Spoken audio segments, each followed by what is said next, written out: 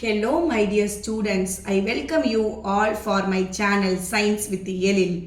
நம்ம types of chemical reaction lesson தான் பார்த்துக்கிட்டு இருக்கோம்.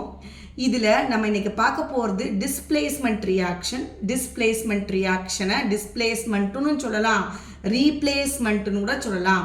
இந்த டிஸ்பிளேஸ்மெண்ட் ரியாக்ஷனில் 2 டைப்ஸ் இருக்குது. ஒன்று single displacement, another one is double displacement. நம்ம இன்னைக்கு வீடியோவில் சிங்கிள் டிஸ்பிளேஸ்மெண்ட் பற்றி தான் பார்க்க போகிறோம். ஸோ சிங்கிள் டிஸ்பிளேஸ்மெண்ட்னா என்ன, அதுக்கு ஒரு ஜென்ரல் ஈக்குவேஷன் எடுத்து தான் சொல்லியிருக்கேன். பாரு, ஏன்ற ஒரு எலமெண்ட் இருக்குது, தென் பிசின்ற ஒரு காம்பவுண்ட் இருக்குது. இந்த எலமெண்ட் என்ன பண்ணுன்னா அந்த காம்பவுண்டில் இருக்கிற ஒரு ஆளை ரீப்ளேஸ் பண்ணுது. இந்த காம்பவுண்டில் 2 பேர் இருக்காங்க, பட் ஒரு ஆளை ரீப்ளேஸ் பண்ணுது, ஒரு ஆளை டிஸ்பிளேஸ் பண்ணுது. ஸோ இந்த ஏ வந்து பியை டிஸ்பிளேஸ் பண்ணுது. ஸோ இந்த பி இருக்கிற இடத்துல போய் ஏ உட்காந்துக்கிறோம். பாருங்கள், ப்ராடக்ட் சைடில் ஏசின்னு ஆயிரும், பி தனியாக வெளியே போயிடும். ஸோ இப்படி ஒருத்தர் வந்து ஒரு எலமெண்ட் வந்து ஒரு காம்பவுண்டில் இருக்கிற ஒருத்தரை தான் மாற்றுது, 2 பேரையும் மாற்றலை, ஒருத்தரை டிஸ்பிளேஸ் பண்ணுறதுனால இது என்ன type of reaction? Single displacement reaction. For example, if you take potassium எடுத்துக்கிட்டோம்னா, பொட்டாசியம் பாரு சோடியமை டிஸ்பிளேஸ் பண்ணியிருக்கு. சோடியம் இருந்த இடத்துல பொட்டாசியம் வந்துருச்சு, சோடியம் தனியாக வெளியே போயிருச்சு, பார்த்தா பொட்டாசியம் குளோரைடு ஃபார்ம் ஆயிருக்கு, ஒருத்தர் தான் டிஸ்பிளேஸ் பண்ணியிருக்கு. தென் அதே மாதிரி குளோரின் எடுத்துக்கிட்டால் புரோமினை டிஸ்பிளேஸ் பண்ணுது. ஸோ புரோமின் இங்கே வந்தால் NaCl ஆயிரும், புரோமின் தனியாக வெளியே போயிடும். ஸோ 2 காம்பவுண்டில் 2 பேரில் ஒருத்தரை மட்டும் டிஸ்பிளேஸ் பண்ணுறதுனால, ஒரு எலமெண்ட் வந்து டிஸ்பிளேஸ் பண்ணுறதுனால இது என்ன type of reaction? Single displacement reaction. So இந்த சிங்கிள் டிஸ்பிளேஸ்மெண்ட் ரியாக்ஷன் பற்றி நமக்கு டெஃபனிஷன் இப்போ தெரிஞ்சிருச்சு. நெக்ஸ்ட்டு another one எக்ஸாம்பிள் பாரு, இதுவும் ஜென்ரல் எக்ஸாம்பிள் தான். ஏ வந்து யார் டிஸ்பிளேஸ் பண்ணுது? பியை டிஸ்பிளேஸ் பண்ணுது. அப்போ ஏவும் சியும் சேர்ந்து ஏசின்ற ப்ராடக்டை ஃபார்ம் ஆயிரும், பி தனியாக போயிடும். ஸோ ஒரு காம்பவுண்டில் 2 பேர் இருந்தாலும் ஒருத்தரை மட்டும் டிஸ்பிளேஸ் பண்ணுறதுனால இது சிங்கிள் டிஸ்பிளேஸ்மெண்ட் ரியாக்ஷன், ஞாபகம் வச்சுக்கணும். ஸோ இது இப்போது நம்ம புக்கில் உள்ள ஆக்டிவிட்டி 1.9 அதை தான் பார்க்க போகிறோம். இதில் நமக்கு அயனுக்கும் காப்பர் சல்ஃபேட்டுக்கும் இடையில தான் ரியாக்ஷன். நம்ம இந்த ஆக்டிவிட்டி பார்க்குறதுக்கு என்னென்னா, நம்ம copper sulphate solution, copper sulphate salt எடுத்து வாட்டரில் டிசால்வ் பண்ணி பார்த்தோம்னா காப்பர் சல்ஃபேட் நல்லா ப்ளூ கலர் சொல்யூஷனாக இருக்கும், ரைட்டா? இந்த காப்பர் சல்ஃபேட் சொல்யூஷனை 2 டெஸ்ட் டியூப்பில் பிரிச்சுக்கிறோம். ஒரு டெஸ்ட் டியூபை ஏன்னு லேபிள் பண்ணுறோம், அதை அப்படியே வச்சுக்கிறோம். இன்னொரு டெஸ்ட் டியூபை பீன்னு லேபிள் பண்ணுறோம். அந்த பீன்னு லேபிள் பண்ண டெஸ்ட் டியூப்பில் இந்த மாதிரி பீன்னு லேபிள் பண்ண டெஸ்ட் டியூப்பில் நம்ம 3 ஆணி எடுக்கிறோம். 3 ஆணி, அதான் அயன். 3 ஆணியில் 2 ஆணியை, இதான் பி டெஸ்ட் டியூப். இந்த பி டெஸ்ட் டியூப்பில் காப்பர் சல்ஃபேட் சொல்யூஷனுக்குள்ளே டிப் பண்ணி கொஞ்சம் ஹவர்ஸ் விட்டுடுறோம். ஏ சொல்யூஷன் அப்படியே இருக்குது, காப்பர் சல்ஃபேட் சொல்யூஷன் அப்படியே இருக்குது. பி டெஸ்ட் டியூப்பில் மட்டும் நம்ம 3 ஆணி எடுத்ததில் அயனைல், தட் இஸ் இரும்பு, அதை எடுத்ததை இந்த 2 ஆணியை உள்ளே வச்சு கட்டிட்டோம். P test tube copper sulphate ஊற்றுனதில், ஏ ஊற்றுனது அப்படியே தான் இருக்குது. சரி, ஊற்றிட்டு நம்ம ஒரு ஃபியூ ஹவர்ஸ் விட்டுட்டோம். விட்டதுக்கப்புறம் என்ன ஆகுது? நான் சொன்னேன்ல 2 டெஸ்ட் டியூப் எடுத்தோம்னு.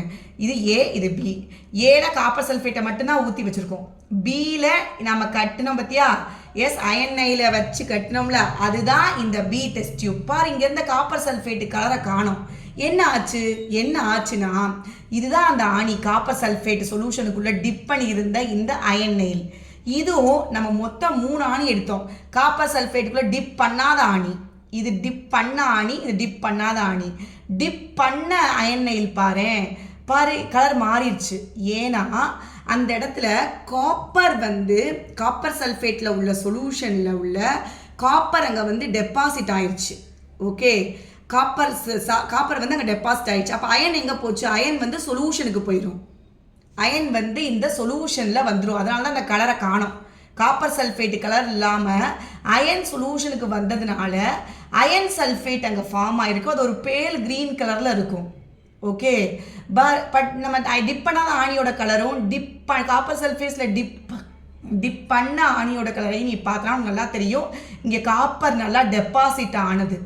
ஓகே, ஸோ நம்ம காப்பர் சல்ஃபேட் சொல்யூஷன் இப்படி இருந்தது, கலர் ஆஃப் த சொல்யூஷன் வந்து கம்ப்ளீட்டாக மாறிடுச்சு. பிகாஸ் காப்பர் எல்லாம் எங்கே இருக்குது? இப்போ அந்த ஆணியில் இருக்குது.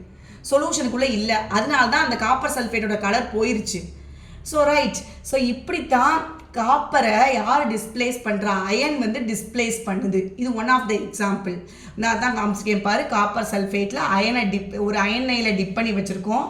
டிஸ்பிளேஸ்மெண்ட் ரியாக்ஷன் நடந்து காப்பர் போய் அந்த ஆணியில் படிஞ்சிரும். அயன் ஆணியில் உள்ள அயன் சொல்யூஷனுக்கு வந்து சல்ஃபேட்டோட சேர்ந்து அயன் சல்ஃபேட்டாக மாறிடும். ஓகே, அப்போ அயன் இங்கே வந்துடும், காப்பர் ஆணிக்கு போயிடும். ஸோ அதனால தான் சொல்யூஷன் என்ன கலரில் மாறிடுது, ஒரு க்ரீன், பேல் க்ரீன் கலரில், இல்லாட்டி ஒரு மாதிரி அந்த அயன் நெயில் கலர்லேயே கூட மாறிடும் சொல்யூஷன். ஓகே, ஸோ பார்த்துக்கணும். ஸோ இப்போ என்ன சொல்கிறாங்க, நம்ம தெரிஞ்சுக்கிட்டோம், கலர் சேஞ்ச் ஆகிருக்குது. காப்பர் சல்ஃபேட் நல்ல ஒரு ப்ளூ கலர்லேருந்து லைட் க்ரீன் கலரில் அயன் சல்ஃபேட் கலர் மாறிடுச்சு.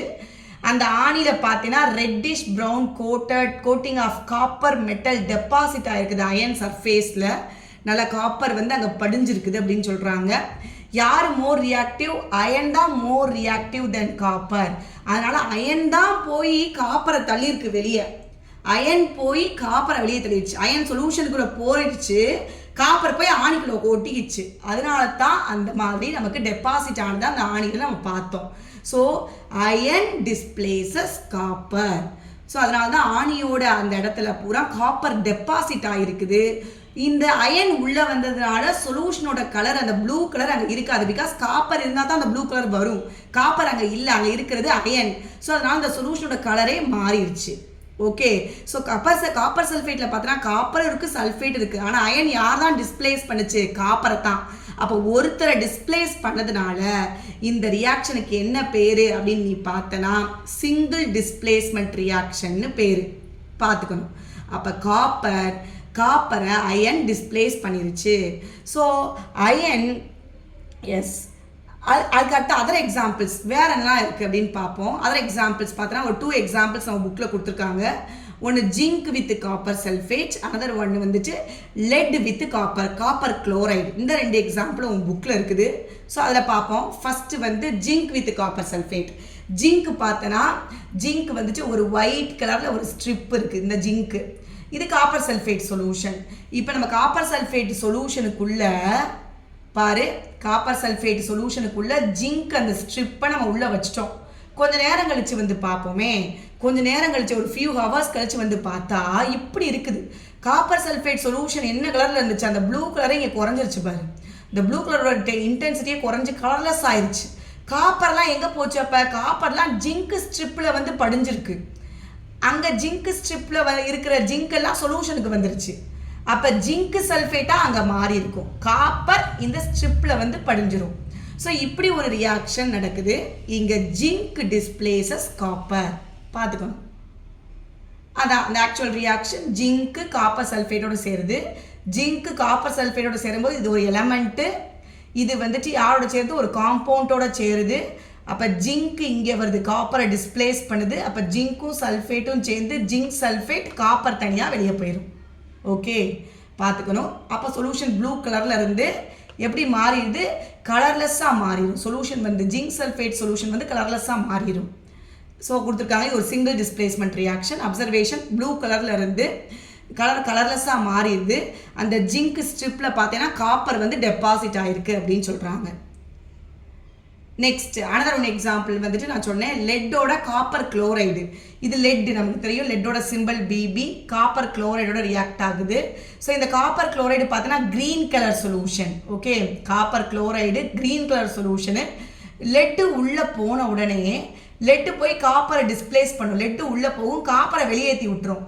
அப்போ லெட்டு உள்ளே போனே BbCl2 மாறிடும். அப்போது சொல்யூஷனோட அந்த க்ரீன் கலர் போயிட்டு கலர்லெஸ்ஸாக மாறிடும், காப்பர் தனியாக வெளியே போயிடும். அப்போ ஒரு எலமெண்ட் வந்து இந்த காம்பவுண்டில் உள்ள ஒரு எலமெண்ட்டை மட்டும் டிஸ்பிளேஸ் பண்ணுது. This type of reaction is called as single displacement reaction. So அப்போ நம்ம என்னெல்லாம் பார்த்தோம், சிங்கிள் டிஸ்பிளேஸ்மெண்ட்னா என்ன, ஒரு எலமெண்ட்டு இன்னொரு காம்பவுண்டில் உள்ள 2 எலமெண்ட் இருக்கும். அந்த காம்பவுண்டில் ஒரு எலமெண்ட்டை மட்டும் டிஸ்பிளேஸ் பண்ணுச்சுன்னா அது சிங்கிள் டிஸ்பிளேஸ்மெண்ட் ரியாக்ஷன். நம்ம புக்கில் அயனையும் காப்பர் சல்ஃபேட்டை எடுத்து ஆக்டிவிட்டி ஒன்று சொல்லியிருப்பாங்க. இங்கே அயனுக்கு தான் ரியாக்டிவிட்டி அதிகம் கம்பேர் டு காப்பர். ஸோ இந்த அயன் வந்து காப்பரை டிஸ்பிளேஸ் பண்ணுது. ஸோ அதனால அயன் சல்ஃபேட்டு FeSO4 ஃபார்ம் ஆகும். அந்த சொல்யூஷனோட கலர் மாறிடும். ப்ளூ கலராக இருந்தது பேல் க்ரீன் கலரில் மாறி இருக்கலாம். இல்லை ஒரு மாதிரி அந்த அயனோட கலரை கூட நம்ம ரிசம்பிள் பண்ணலாம். காப்பர் தனியாக வெளியே போயிடும். அப்போ அந்த ஈக்குவேஷன் எப்படி இருக்கும்? Fe plus CuSO4 gives FeSO4 plus Cu இப்படி இருக்கும். தென் another எக்ஸாம்பிள் 2 பார்த்தோம். ஒன்று ஜிங்கோட காப்பர் சல்ஃபேட். ஜிங்க் ஸ்ட்ரிப்பை காப்பர் சல்ஃபேட்டுக்குள்ளே வைக்கும்போது காப்பர் சல்ஃபேட்டோட கலர் போயிருது, ஜிங்க் சல்ஃபேட்டாக மாறிடும். அப்போ அந்த சொல்யூஷன் வந்து கலர்லெஸ்ஸாக மாறி அந்த ஜிங்க் ஸ்ட்ரிப்பு மேலே காப்பர் போய் டெபாசிட் ஆகிருக்கும். அதுவும் நான் காமிச்சேன், நீ பார்த்துக்கலாம். தென் அதர் ஈக்குவேஷன், அடுத்த ஈக்குவேஷன் பார்த்தோன்னா லெட்டோட காப்பர் குளோரைடு. இதுவும் பார்த்தோன்னா லெட்டு வந்துட்டு உள்ளே வந்து காப்பரை டிஸ்பிளேஸ் பண்ணும். லெட்டுக்கு தான் ரியாக்டிவிட்டி அதிகம். காப்பர் குளோரைடு ஆக்சுவலாக க்ரீன் கலரில் இருந்துச்சு சொல்யூஷன். இந்த லெட்டு வந்து உட்காந்தோடனே லெட்டு குளோரைடாக மாறினோடனே அந்த சொல்யூஷன் கலர்லெஸ்ஸாக மாறிடுச்சு. காப்பரை தனியாக வெளியில் விட்டுருச்சு. ஓகே, காப்பர் போய் அந்த மீதி கீழே அதில் போய் படிஞ்சிடும், லெட்டில் போய் படிஞ்சிடும், லெட்டு உள்ளே வந்துடும். ஓகே, ஸோ இந்த 3 ரியாக்ஷனும் உன் புக்கில் உள்ள எக்ஸாம்பிள் பார்த்து தெரிஞ்சுக்கணும். தேங்க்யூ. லைக் பண்ணுங்கள், கமெண்ட் பண்ணுங்கள், ஷேர் பண்ணுங்கள், சப்ஸ்கிரைப் பண்ணுங்கள்.